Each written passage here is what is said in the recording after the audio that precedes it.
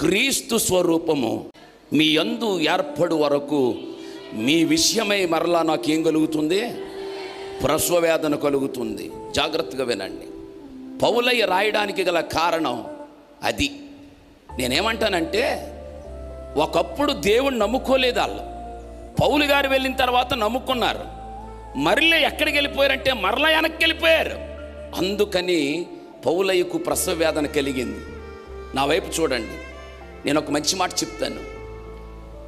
సంఘం దేవునిలోకి వచ్చిన తర్వాత వెనక వైపు చూస్తే, మరలా వెనక్కి వెళ్ళిపోతే బాధ ఎవడికో తెలుసా? చెప్పండి. దేవుని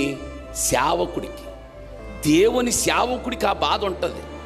అయ్యో, నా పిల్లలు ఎలాగ వెళ్ళిపోతున్నారు. ఒకప్పుడున్న ప్రార్థన ఇప్పుడు లేదు, ఒకప్పుడున్న భక్తి జీవితం ఇప్పుడు లేదు, ఒకప్పుడున్న ఆరాధన ఇప్పుడు లేదు. ఏమైపోయింది? మొన్న 2020లో ఓ పాస్టర్ గారు చెబుతున్నారు ఇలాగా. ఏమంటున్నాడంటే, కరోనా వచ్చిన తర్వాత అటు బడి లేదు, ఇటు గుడి లేదు, అటు బడిలో చదువు పోయింది, ఇటు గుళ్ళో భక్తి కూడా పోయిందన్నాడు. నిజమనిపించింది నాకు.